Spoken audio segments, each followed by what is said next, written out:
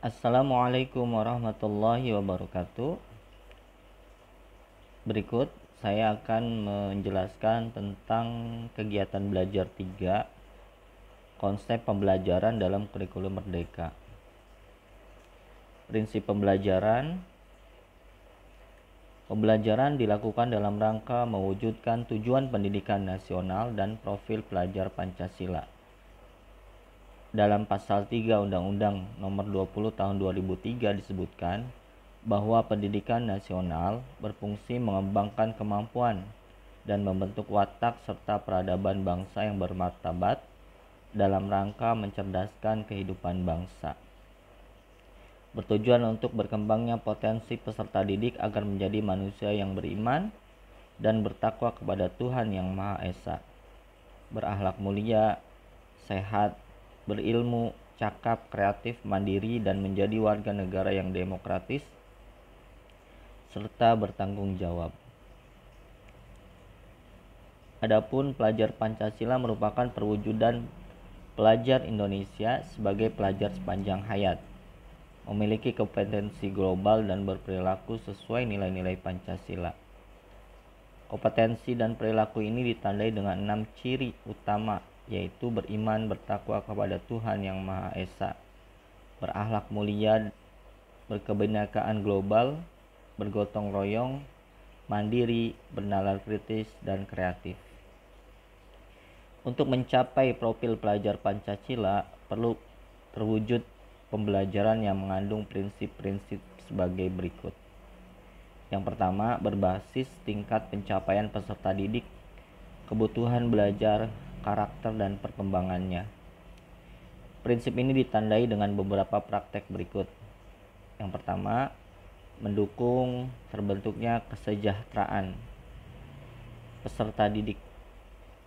Kesejahteraan peserta didik dapat tergapai apabila dalam proses pembelajaran ia diberikan penanaman karakter, pengetahuan, dan kompetensi yang bermanfaat bagi keberhasilannya serta dalam kehidupannya di masyarakat. Yang kedua, menghormati dan menghargai hak peserta didik untuk belajar. Setiap peserta didik dengan ragam kemampuan yang dimilikinya masing-masing memiliki hak yang sama untuk belajar dan mendapatkan pengajaran yang layak dan bermutu di sekolah.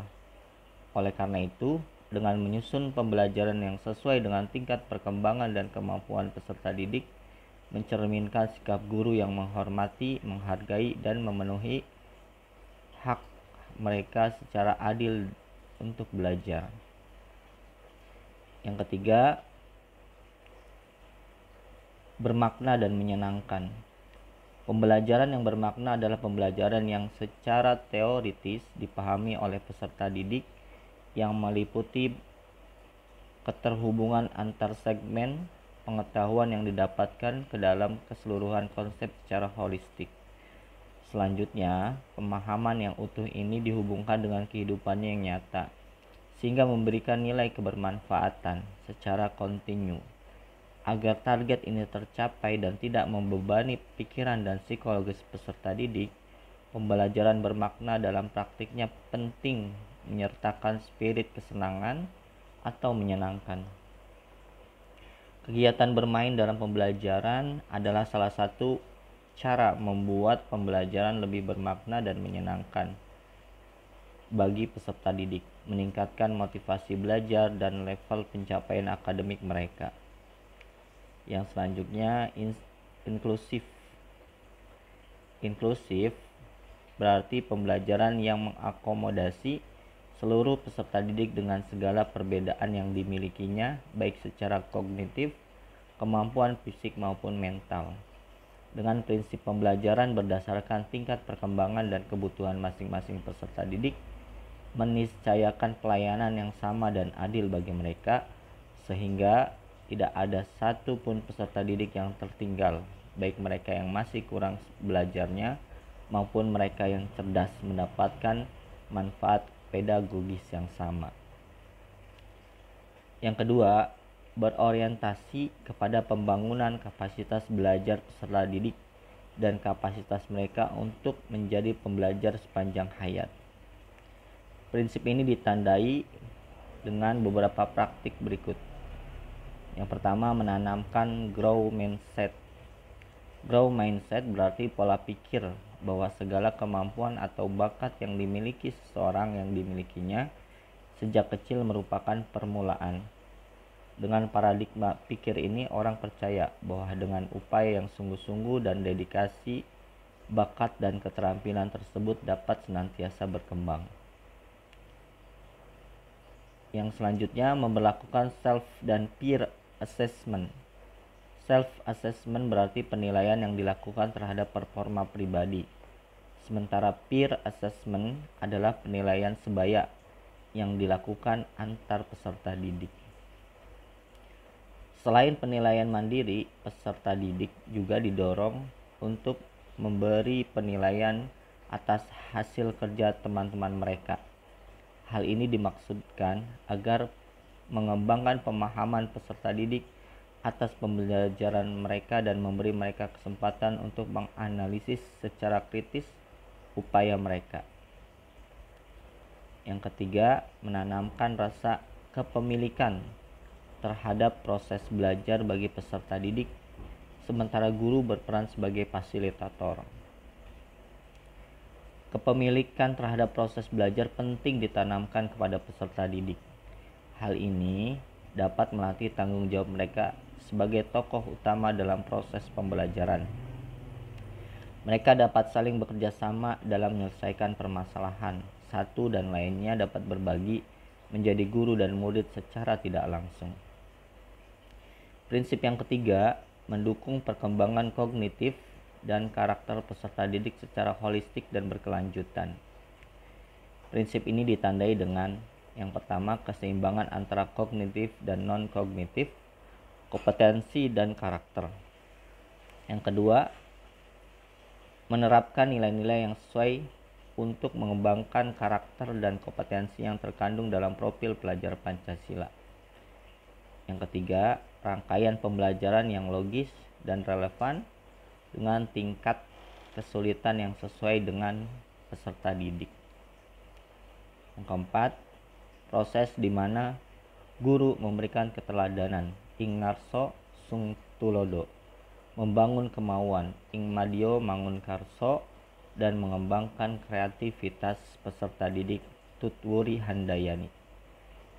Selanjutnya, menstipulasi kemampuan berpikir tingkat tinggi. Yang keempat, relevan, yaitu pembelajaran yang dirancang sesuai konteks kehidupan dan budaya peserta didik, serta melibatkan orang tua dan komunitas. Prinsip ini ditandai dengan beberapa praktek berikut ini. Yang pertama, student center, yaitu berpusat pada peserta didik, di mana kehidupan dan latar belakang keluarganya menjadi pertimbangan guru dalam menyusun pembelajaran dan asesmen. Yang kedua, meneguhkan identitas anak sebagai bagian dari lingkungannya. Yang ketiga, kesesuaian antara pembelajaran yang berlangsung di sekolah, di rumah, dan di lingkungan masyarakat tempat peserta didik hidup dan berkembang.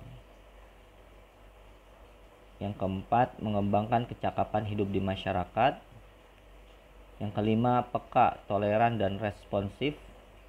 Yang keenam, lingkungan belajar dengan iklim yang positif untuk semua peserta didik, sehingga setiap individu merasa aman untuk berada di lingkungan belajar.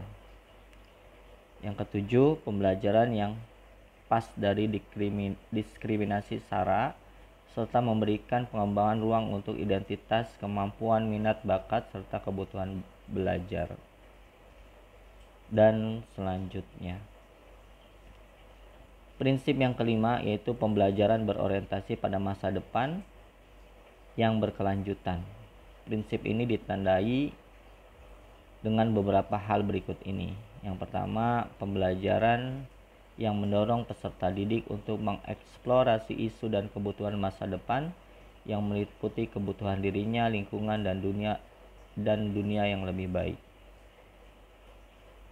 Lalu membangun wawasan tentang pembangunan berkelanjutan di mana peserta didik peka akan masalah-masalah global dan belajar untuk membudayakan gaya hidup yang berkelanjutan.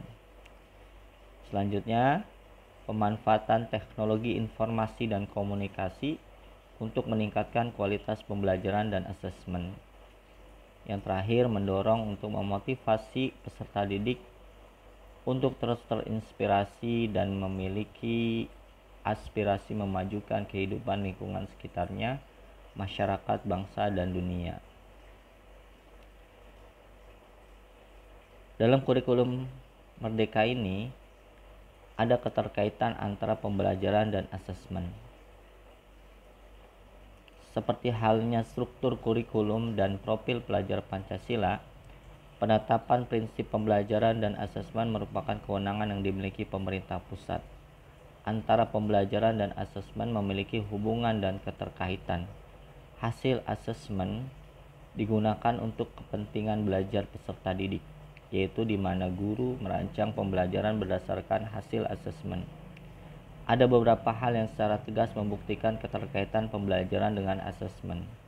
Yang pertama, asesmen dikembangkan sejak awal perencanaan pembelajaran, sehingga kegiatan asesmen terintegrasi dan berkaitan erat dengan pembelajaran. Yang kedua, rangkaian antara asesmen, perencanaan pembelajaran, kegiatan belajar adalah suatu siklus yang berkelanjutan. Yang ketiga, keterkaitan antara tujuan pembelajaran dengan asesmen dirancang termasuk dengan kriteria penilaian hasil belajar siswa. Asesmen yang ditargetkan tidak menyasar kemana-mana dan sesuai kebutuhan belajar, menunjukkan bahwa asesmen memberikan pengaruh pada apa dan bagaimana peserta didik belajar, dan juga sebaliknya. Yang selanjutnya, dalam kurikulum Merdeka, pembelajaran yang sesuai dengan tingkat kemampuan. Maksudnya adalah peserta didik seringkali mengalami kesulitan saat mengerjakan tugas. Padahal seharusnya tugas tersebut sudah dikuasainya. Hal ini terjadi karena beberapa faktor. Tetapi faktor yang menjadi akar masalahnya adalah level tingkat capaian atau kemampuan peserta didik belum tepat dengan capaian belajar yang diharapkan. Hal yang dapat dilakukan untuk mengatasi masalah tersebut adalah membuat pembelajaran yang tepat untuk peserta didik, yaitu dengan perlu menyesuaikan dengan tingkat kemampuan peserta didik.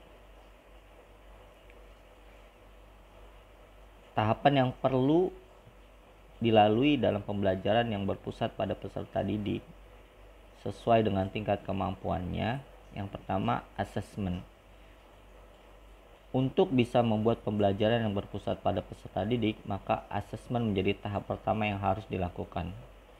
Asesmen ini biasa disebut juga dengan asesmen diagnostik, yang perlu dikenali antara lain potensi karakteristik, kebutuhan, tahap perkembangan, tahap capaian pembelajaran, dan lain-lain.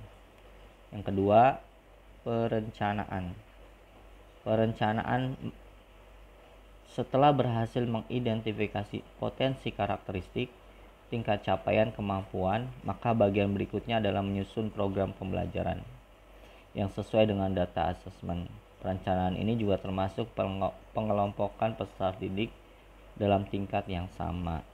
Dengan penyusunan pembelajaran yang sesuai dengan capaian ataupun tingkat kemampuan peserta didik ini, maka kita menempatkan peserta didik sebagai pusat utama pembelajaran sesuai dengan filosofi Ki Hajar Dewantara.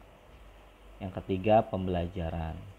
Selama proses pembelajaran ini perlu dibuat adanya asesmen berkala untuk melihat proses pemahaman murid, kebutuhan, kemajuan selama pembelajaran, atau biasa disebut dengan asesmen formatif. Setiap peserta didik adalah unik. Tidak ada satupun peserta didik yang sama. Anak kembar saja memiliki perbedaan, padahal berada dalam kandungan secara bersamaan. Anak yang berbeda ini membutuhkan pendekatan yang berbeda dalam belajarnya. Yang perlu dikenali dari peserta didik juga beragam. Bukan hanya gaya belajarnya saja yang perlu dikenalinya, bisa non-kognitif, misalnya kesejahteraan psikologi ataupun kognitifnya. Selanjutnya, saya akan menerangkan tentang kegiatan belajar 4. Konsep pembelajaran dalam kurikulum 2013. Konsep pembelajaran dalam kurikulum 2013 adalah kurikulum yang menjadi acuan pelaksanaan pembelajaran di sekolah atau madrasah dari mulai tingkat pendidikan dasar sampai tingkat pendidikan menengah. Kebijakan tentang kurikulum 2013 ini tercantum dalam dokumen regulasi Permendikbud nomor 81A tahun 2013 yang diperbarui dengan Permendikbud nomor 104 tahun 2014 tentang pembelajaran. Berdasarkan pada peraturan tersebut, maka semua pemangku kepentingan pendidikan di Indonesia harus bertanggung jawab untuk memberikan pemahaman kepada guru-guru tentang konsep pembelajaran K13 sebagaimana yang diharapkan oleh pemerintah. Dalam implementasinya, K13 menghadapi beberapa hambatan yang disebabkan adanya kesulitan yang dirasakan guru, sehingga dalam perkembangan K13 mengalami revisi dari K13 pada awal dikembangkannya. Beberapa kali Kementerian Pendidikan dan Kebudayaan melakukan revisi terhadap K13, baik dari aspek SKL, standar isi, standar proses, dan standar penilaian. Sesuai dengan Permendikbud nomor 54 tentang SKL, kompetensi yang diharapkan dapat dimiliki peserta didik adalah yang pertama sikap. Memiliki sikap yang mencerminkan sikap orang beriman, berakhlak mulia, berilmu, percaya diri, dan bertanggung jawab dalam berinteraksi. Yang kedua, pengetahuan, yaitu memiliki pengetahuan yang faktual, konseptual, prosedural, dan metakognitif dalam ilmu pengetahuan, teknologi, seni, dan budaya. Yang ketiga, keterampilan, yaitu memiliki kemampuan pikir dan tindak yang efektif dan kreatif dalam ranah abstrak dan konkret sebagai pengembangan dari yang dipelajari di sekolah secara mandiri. Di dalam K13, peserta didik didorong untuk menemukan sendiri dan mentransformasikan informasi kompleks, mengecek informasi baru dengan yang sudah ada dalam ingatannya, dan melakukan pengembangan menjadi informasi atau kemampuan yang sesuai dengan lingkungan dan zaman di mana dia hidup. K13 menganut pandangan dasar bahwa pengetahuan tidak dapat dipindahkan begitu saja dari guru ke peserta didik, karena peserta didik adalah subjek yang memiliki kemampuan untuk secara aktif mencari, mengolah, mengkonstruksi, dan menggunakan pengetahuan. Oleh karena itu, maka pembelajaran harus memberikan kesempatan kepada peserta didik untuk mengkonstruksi pengetahuan dalam proses kognitifnya.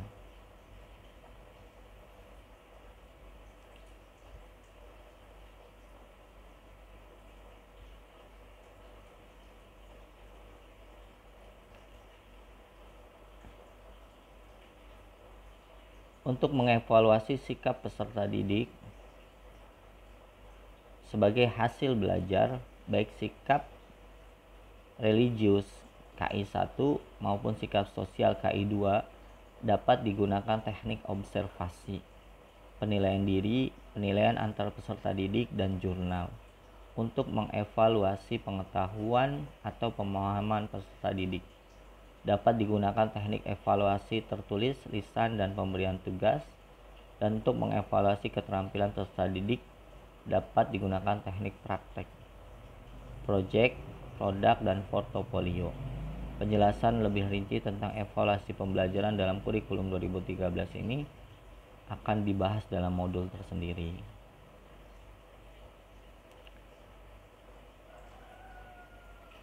Prinsip-prinsip pembelajaran K13. Dengan adanya perubahan pada SKL, standar isi, proses, dan penilaian, maka prinsip pembelajaran yang digunakan dalam K13 adalah: yang pertama, dari peserta didik diberitahu menuju peserta didik mencari tahu. 2. Dari guru sebagai satu-satunya sumber belajar menjadi belajar berbasis pada aneka sumber belajar. 3. dari pendekatan tekstual menuju proses sebagai penguatan penggunaan pendekatan ilmiah. 4. Dari pembelajaran berbasis konten menuju pembelajaran berbasis kompetensi.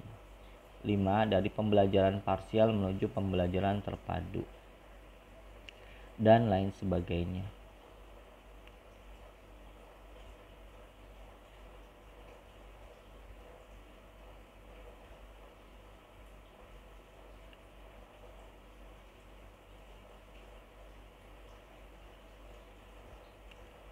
Di dalam K13, kita juga dianjurkan untuk menata kelas pembelajaran yang aktif dan dinamis. Pembelajaran K13 mensyaratkan adanya proses pembelajaran yang lebih aktif pada siswa, sedangkan guru dituntut hanya sebagai fasilitator dalam proses belajar siswa dapat berjalan dengan kondusif. Dalam rangka mewujudkan desain belajar siswa, maka pengaturan ruang kelas merupakan tahapan yang penting dalam melaksanakan proses belajar. Yang pertama, mobilitas. Peserta didik dikondisikan ke bagian lain dalam kelas. Yang kedua, aksesibilitas. Peserta didik mudah menjangkau sumber belajar yang tersedia. Yang ketiga, komunikasi. Peserta didik mudah berkomunikasi secara intensif kepada seluruh teman di kelas. Yang keempat, interaksi. Memudahkan interaksi antara guru dan peserta didik maupun antar peserta didik. Interaksi yang tercipta berupa interaksi multi arah. Yang kelima, dinamika kelas. Dinamika kelas dinamis dibuktikan dengan dinamika kelompok, dinamika individu, dan dinamika pembelajaran. Yang terakhir, variasi kerja peserta didik yang memungkinkan peserta didik bekerja sama secara perorangan, berpasangan, atau kelompok. Demikian pemaparan saya tentang konsep pembelajaran kurikulum merdeka dan konsep pembelajaran kurikulum 2013. Semoga bermanfaat. Terima kasih. Assalamualaikum warahmatullahi wabarakatuh.